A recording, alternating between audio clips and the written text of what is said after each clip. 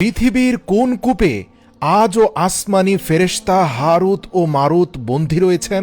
কোন অপরাধে মহান আল্লাহ তাআলা তাদের জন্য আসমানের দরজা বন্ধ করে দিয়েছেন? এক সুন্দরী নারীর ছলনায় পড়ে দুজন পূত পবিত্র আসমানি ফেরেশতার পরিণতি জানবেন আজকের এই ভিডিওতে। আহলে কিতাব অনুসারে নবী ইদ্রিস আলাইহিস সালামের সময়ে একবার আকাশ ও পৃথিবীর মধ্যবর্তী স্থান থেকে মহান আল্লাহ তাআলা পর্দা সরিয়ে দিয়েছিলেন। তখন পৃথিবীতে বসবাসকারী লোকদেরকে দেখতে পেল ফেরেশতারা। অবাক হয়ে আল্লাহ পাকের দরবারে ফেরেশতারা বলতে লাগলো, হে বিশ্বজগতের প্রভু, আমরা পাপের কাছাকাছিও যাই না, আপনার মহিয়ান গরিয়ান নামের জিকির করতে থাকি, অথচ এই মানব জাতিকে কত নিয়ামত দিয়েছেন আপনি, তারা কিনা পাপের মধ্যে ডুবে আছে। ছি, আমরা যদি তাদের জায়গায় থাকতাম তবে আমরা কখনোই আপনার বিন্দুমাত্র অবাধ্য হতাম না। আল্লাহ বললেন, হে আমার পবিত্র ফেরেশতারা, তোমরা মানব জাতির মতো সীমালঙ্ঘন এজন্যই করছো না কারণ তোমাদের মধ্যে ক্রোধ, লালসা, লিপ্সা এর কোনো কিছুই দেয়া হয়নি, কিন্তু মানুষকে পরীক্ষাস্বরূপ ক্রোধ, লালসা, হিংসা সবই দেওয়া হয়েছে। যদি এই জিনিসগুলো আমি তোমাদেরকেও দিতাম তাহলে তোমরাও একইভাবে পাপে লিপ্ত হতে। কিন্তু ফেরেশতারা বলল, না, আমরা কখনোই এটা করতাম না হে আল্লাহ। অতঃপর আল্লাহ তাআলা বললেন, তাহলে কি মানবীয় গুণাবলী দিয়ে তোমাদের মধ্য থেকে দুজন ফেরেশতাকে এ পৃথিবীতে পাঠাতে চাও? ফেরেশতারা জবাবে বলল, হে আল্লাহ, যদি আপনার হুকুম থাকে তাহলে আমরা অবশ্যই সেখানে গিয়ে আপনার ইবাদত গুজার বান্দাদের মধ্যে এক নিদর্শন হয়ে থাকতে চাই।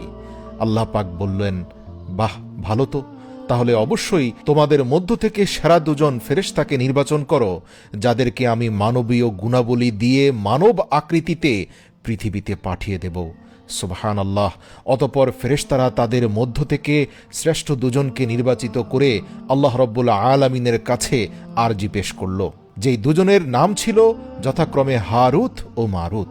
এই দুই ফেরেশতার সাথে মানুষের স্বভাব ও লালসা, লোভ সবকিছু যোগ করে মানব আকৃতি দিয়ে আল্লাহ রাব্বুল আলামিন তাদেরকে পৃথিবীতে পাঠিয়েছিলেন। তারা দুজনই সুন্দর মানুষের সুরতে ব্যাবিলন শহরে এসেছিল এবং তারা সেখানে বিচারকের পদে নিযুক্ত হয়। যেহেতু তারা ফেরেশতা ছিল এবং তারা জাদুবিদ্যায় পারদর্শী ছিল, আল্লাহ পাকের তরফ থেকে বিশেষ কিছু কেরামত প্রদর্শন করতে পারত, তাই অল্প সময়ের মধ্যে ব্যাবিলন শহরে তারা জনপ্রিয় হয়ে যায়। তৎকালীন ব্যাবিলনের রাজা তাদেরকে বিচারক নিযুক্ত করেন। তারা তাদের ক্ষমতা বলে মানুষদের মধ্যে অত্যন্ত সম্মানিত ছিল। তারা দেখতে যেমন সুদর্শন ছিল, কাজে কর্মেও তারা শ্রেষ্ঠ ছিল। এই দুজন ফেরেশতা কখনোই মিথ্যা বলতো না, মিথ্যা বলার চেষ্টাও করত না। তারা সততার সাথে কাজ করত এবং তাদের মধ্যে অলৌকিক ক্ষমতা ছিল বলে বিচারক হিসাবে সরকার প্রধান তাদেরকে নিযুক্ত করে। অতঃপর সকল মানুষের মামলা মোকদ্দমার বিচার তারা করতে শুরু করে দেয়। একদিন এক রূপসী মহিলা এই দুজন ফেরেশতার কাছে এক মামলা নিয়ে আসেন। সেই নারী ছিল রূপে গুণে অসাধারণ। হারুত এবং মারুত ফেরেশতার কাছে এসে সেই সুন্দরী নারী তার ছলনাময়ী কণ্ঠে বলতে লাগলো, প্রিয় ফেরেশতাগণ, নিঃসন্দেহে আপনারা প্রভুর তরফ থেকে প্রেরিত আসমানি ফেরেশতা। আমার স্বামী আমাকে অনেক অত্যাচার করছে। আমি তাকে হৃদয় ছোঁয়া ভালোবাসা দিয়েছি, আর বিনিময়ে সে শুধু আমাকে অত্যাচার নির্যাতন করছে। আপনি তাদের বিচার করুন। এ কথা বলার পর সেই নারী অন্যদিকে তাকিয়ে বলল, আহা, যদি এই পৃথিবীর কোনো পুরুষ আমাকে আমার স্বামীর চেয়ে একটু বেশি ভালোবাসত। হারুত এবং মারুত এই মহিলার সৌন্দর্য, রূপ, গুণে এবং কথায় খুবই মুগ্ধ হয়ে গেল। বিচার কার্য চলাকালীন এই মহিলার প্রেমে হাবুডুবু খেতে খেতে এই দুই ফেরেশতার দুজনই সেই নারীকে এক পর্যায়ে ব্যভিচারের আমন্ত্রণ জানালো। ওই নারী ছিল পুরো দস্তুর এক ছলনাময়ী। আসলে তার স্বামী মোটেই কোনো খারাপ মানুষ ছিল না, বরং অশ্লীল পোশাক পরে রাস্তাঘাটে চলাচল করার কারণে তার স্বামী তাকে বকাঝকা করে। নিজের প্রতি হারুত মারুত ফেরেশতার প্রবল আগ্রহ দেখে মহিলাটি তাদেরকে বলল, আমি এক শর্তে তোমাদের সাথে জিনা করতে পারি, যদি তোমরা মূর্তি পূজা করো অথবা মদ খাও আর না হয় আমার স্বামীকে হত্যা করো। এই তিনটার যে কোনো একটা তোমাদেরকে করতেই হবে।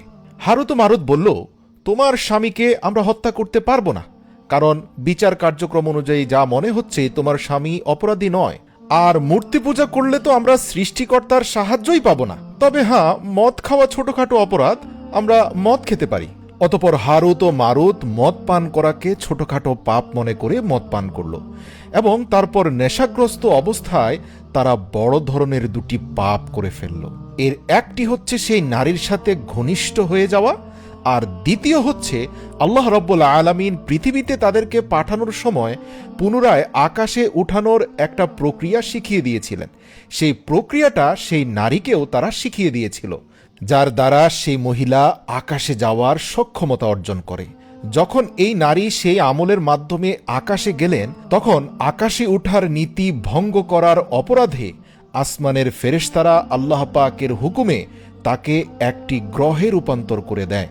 যেহেতু এই মহিলার নাম ছিল জোহরা, তাই সেই গ্রহকে সাইয়ারা জোহরা বলা হতো, যাকে বাংলা ভাষায় শুক্র বলা হয়, অর্থাৎ আজকের জমানায় শুক্র গ্রহটি, যাকে ইংরেজিতে ভেনাস বলা হয়ে থাকে। আর আপনারা সৌরজগতের গ্রহগুলো যদি ভালোভাবে দেখেন, পর্যবেক্ষণ করেন, তাহলে দেখবেন শুক্র গ্রহটি প্রতিনিয়ত জ্বলজ্বল করে জ্বলছে। বলা হয়ে থাকে এটা এক প্রকারের শাস্তি। এদিকে আল্লাহ পাকের সীমা লঙ্ঘন করার অপরাধে হারুত এবং মারুত ফেরেশতাকে আল্লাহ রাব্বুল আলামিন সেই ইসমে আজম নামটি ভুলিয়ে দিয়েছিলেন, যেই ইসমে আজমের মাধ্যমে তারা আসমানে উঠতে পারত। অর্থাৎ সেই ইসমে আজমটি কাউকে শেখানোর ব্যাপারে নিষেধ করা হয়েছিল, কিন্তু মদের নেশায় তারা সেই নারীকে শিখিয়ে দিয়েছিল, আর ফলাফলস্বরূপ সেই নারীর কঠিন পরিণতি হয় এবং আল্লাহ রাব্বুল আলামিন হারুত মারুতের অন্তর থেকে সেই বিশেষ ইসমে আজমটি উঠিয়ে নেন এবং এই সীমালঙ্ঘনের শাস্তি হিসাবে তাদের ব্যাবিলনের এক গোপন কুয়ার ভেতরে উল্টো ঝুলিয়ে দেয়া হয়েছিল। আহলে কিতাবে বর্ণনা আছে সেখানে তারা কিয়ামত পর্যন্ত বন্দী থাকবে। প্রিয় দর্শক, এটি আহলে কিতাবের রেওয়ায়েত। এই রেওয়ায়েতের ব্যাপারে ইসলামী বিশেষজ্ঞগণদের মধ্যে ভিন্ন মত রয়েছে। যেমন ইসলামী বিশেষজ্ঞ আল্লামা ইমাম সুয়ুতি রহমাতুল্লাহ আলাইহি এই ঘটনাকে 100% সত্য বলেছেন। আবার ইমাম ইবনে কাসির এবং ইমাম ফখরুদ্দিন রাজি এটাকে মিথ্যা এবং বানোয়াট গল্প হিসাবে প্রত্যাখ্যান করেছেন। এখানে আপনাদেরকে জানিয়ে রাখি, হারুত এবং মারুত ফেরেশতা সম্পর্কে পবিত্র কোরআনের 2টি স্থানে স্পষ্ট আয়াত রয়েছে। তবে এই আয়াতগুলোর মাধ্যমে হারুত এবং মারুতের বিশেষ কিছু কার্যপ্রণালী এবং তাদের বিশেষ কিছু কর্মকাণ্ড প্রকাশ পায়। পুরো ঘটনা পবিত্র কোরআনে স্পষ্টভাবে নেই। পুরো ঘটনাটি তাওরাত, জবুর, ইঞ্জিল কিতাবে ছড়িয়ে ছিটিয়ে রয়েছে। আবার ওই কিতাবগুলোর কিছু অংশ বিকৃত হলেও ঐতিহাসিকদের মতে কিছু অংশ 100% গ্রহণযোগ্য। আসুন এবার আমরা জানব হারুত এবং মারুতের সেই ঘটনাটি যেটা পবিত্র কোরআনের আয়াতের সাথে গ্রহণযোগ্য এবং অধিকাংশ ওলামাদের মতে সত্য বলে স্বীকৃত। সেটা হচ্ছে ব্যাবিলন নামে তৎকালীন পৃথিবীতে একটা বড় শহর ছিল, যেটা জ্ঞান বিজ্ঞানে অত্যন্ত উন্নত ছিল। তার পাশাপাশি সেই শহরের জনগণের মধ্যে জাদুবিদ্যার খুব কদর ছিল এবং জাদুবিদ্যার সুনাম বহুদূর এলাকা পর্যন্ত বিস্তৃত ছিল। এক কথায় তৎকালীন পৃথিবীর সবচেয়ে উন্নত এবং আধুনিক শহর ব্যাবিলনে সেই ব্যক্তির সম্মান সবচেয়ে বেশি ছিল যে জাদুবিদ্যায় যত বেশি পারদর্শী ছিল। বলা যেতে পারে এই শহরের বাসিন্দা হওয়াটাই ছিল জাদুকর হওয়ার লক্ষণ। এখানে একটা কথা বলি, আমরা জানি এই পৃথিবীর বুকে যেই নবীকে আল্লাহ রাব্বুল আলামিন সবচেয়ে বেশি কারামত দিয়েছিলেন সেটা ছিল হযরত সুলাইমান আলাইহিস সালাম। আর আপনাদেরকে জানিয়ে রাখি, নবী সুলাইমান আলাইহিস সালামের সময়েই কিন্তু এই ব্যাবিলন শহরের নামডাক খুব বেশি ছিল। নবী সুলাইমান আলাইহিস সালাম যেহেতু পুরো বিশ্বজাহানের রাজা ছিলেন, কারণ আল্লাহ পাকের তরফ থেকে প্রাপ্ত মহান ক্ষমতা বলেই তিনি পুরো পৃথিবীর উপর রাজত্ব করতেন। তো যেহেতু ব্যাবিলনের বাদশাহ এবং ব্যাবিলনের জনগণ জাদুর প্রতি অত্যন্ত আসক্ত ছিল, নবী সুলাইমান আলাইহিস সালাম ব্যাবিলন শহরের লোকদের এই কর্মকাণ্ড দেখে তিনি অত্যন্ত ক্ষুব্ধ হন। নবী সুলাইমান আলাইহিস সালাম যখনই ব্যাবিলন শহরের দিকে গমন করতেন, তখন ব্যাবিলনের বাদশাহ একদম ভদ্র নম্র হয়ে যেত, যেন নবী সুলাইমানের সামনে কোনোভাবে জাদুবিদ্যা বা শিরকের কোনো কিছু প্রকাশ না পায়। কিন্তু নবী সুলাইমান আলাইহিস সালাম তার গোপন জিন গোয়েন্দা বাহিনী দ্বারা জানতে পারলেন যে তিনি ব্যাবিলন থেকে সরে যাওয়ার পর এই অঞ্চলের মানুষজন নোংরা জাদুবিদ্যায় লিপ্ত হয়ে যায়। অতঃপর তিনি প্রকাশ্যে এসে শহরের সকল লোকদেরকে জড়ো করে এমন শিরকি প্রথা থেকে বাধা প্রদান করেন। তিনি বলেন, তোমরা কখনো এমন জাদুবিদ্যার অনুশীলন করবে না যার ফলে মহান আল্লাহ পাকের সাথে শিরক হয়ে যায়। কিন্তু ব্যাবিলনের লোকজন হযরত সুলাইমান আলাইহিস সালামের কথা কোনোভাবেই শুনতে রাজি ছিল না। এক পর্যায়ে হযরত সুলাইমান আলাইহিস সালাম তাদেরকে 1, 2 এবং তৃতীয়বার পর্যন্ত সতর্কতা দেন। অতঃপর হযরত সুলাইমান আলাইহিস সালামের তৃতীয় তথা শেষ নিষেধাজ্ঞা অমান্য করার অপরাধে তিনি মারাত্মক ক্ষুব্ধ হয়ে যান। তিনি তার বিশাল জিন বাহিনী নিয়ে ব্যাবিলনে উপস্থিত হন। তৎকালীন ব্যাবিলনের রাজা, প্রশাসনিক কর্মকর্তা, সেনাবাহিনী সহ প্রত্যেকটি জনগণকে গ্রেপ্তার করেন এবং জোরপূর্বক তাদের প্রত্যেকের ঘর থেকে জাদুবিদ্যার সকল বই বের করে নিয়ে আসেন এবং প্রকাশ্যে বলে দেন, আজ থেকে যত শিরকি বই পাওয়া যাবে তার জন্য কঠিন শাস্তির মুখোমুখি হতে হবে। অতঃপর তিনি সকল বইকে একত্র করে তার সিংহাসনের নিচে পুঁতে ফেলেন, যাতে এই ক্ষতিকর বইগুলোর বিনাশের মাধ্যমে এই ক্ষতিকর জ্ঞানকে মানব জাতি থেকে নির্মূল করা যায়। কিন্তু সময়ের সাথে সাথে হযরত সুলাইমান আলাইহিস সালাম ইন্তেকাল করে পৃথিবী থেকে বিদায় নেন। অতঃপর আবার সেই ইবলিস মাথাচাড়া দিয়ে ওঠে। 2-1টি প্রজন্ম চলে যাওয়ার পর ব্যাবিলনের নতুন প্রজন্ম আসা মাত্রই শয়তান তাদেরকে এই বইগুলোর তথ্য দেয় এবং শয়তান প্রকাশ্যে ব্যাবিলনের জনগণকে বলে, আরে তোমরা তো জানোই না নবী সুলাইমান যে এত ক্ষমতার অধিকারী ছিল তার মূল উৎস হচ্ছে তোমাদের পূর্বপুরুষদের রেখে যাওয়া জাদুবিদ্যার বই, যেটা বর্তমানে নবী সুলাইমানের সিংহাসনের নিচে পুঁতে রাখা হয়েছে। তোমরা যদি সেই বই বের করে তা অনুসরণ শুরু করে দাও তবে তোমরাও নবী সুলাইমানের মতো মহা ক্ষমতাধর হতে পারবে। হে ব্যাবিলনের জনগণ, নবী সুলাইমান এক রাজ্য থেকে আরেক রাজ্য উড়ে যেতেন তোমাদের পিতামাতার রেখে যাওয়ার বই ব্যবহার করে। তিনি পুরো পৃথিবী শাসন করেছেন তোমাদের পিতামাতার রেখে যাওয়া বইয়ের মাধ্যমে। তিনি জিনদেরকে নিয়ন্ত্রণ করতেন তোমাদের পিতামাতার রেখে যাওয়া বইয়ের মাধ্যমে। এবং নবী সুলাইমান আলাইহিস সালামের অসাধারণ অলৌকিক ক্ষমতা বলতে কিছুই না, সবই তোমাদের পূর্বপুরুষদের রেখে যাওয়া বই এবং তন্ত্রমন্ত্র এর ক্ষমতা। এভাবে শয়তান ব্যাবিলনে বসবাসকারী বনি ইসরায়েলের সকল মানুষকে পুনরায় পথভ্রষ্ট করে। তারা পুনরায় সুলাইমান আলাইহিস সালামের সম্মানিত সিংহাসন ভেঙে তার নিচ থেকে ওই বইগুলো বের করে এনে পুনরায় এই নোংরা চর্চা শুরু করে দেয়। এর ফলে তাদের সমাজের মধ্যে পুনরায় আবার হানাহানি, মারামারি, একজন আরেকজনের মধ্যে সংকট সৃষ্টি করা, অর্থাৎ জাদুবিদ্যার অপব্যবহার বলতে যা বোঝায় তার সবই শুরু হয়ে যায়। এমনকি সে সময় জাদুবিদ্যার অনুশীলন এত ভয়াবহ অবস্থায় গিয়ে পৌঁছেছিল যে চোর এবং ডাকাতরা চুরি এবং ডাকাতি করার জন্য জাদুবিদ্যার ব্যবহার করত। এর ফলে তারা ঘরে প্রবেশ না করে জাদুবিদ্যা ব্যবহার করে জিনিসপত্র দূর থেকে চুরি করে নিয়ে যেতে পারত।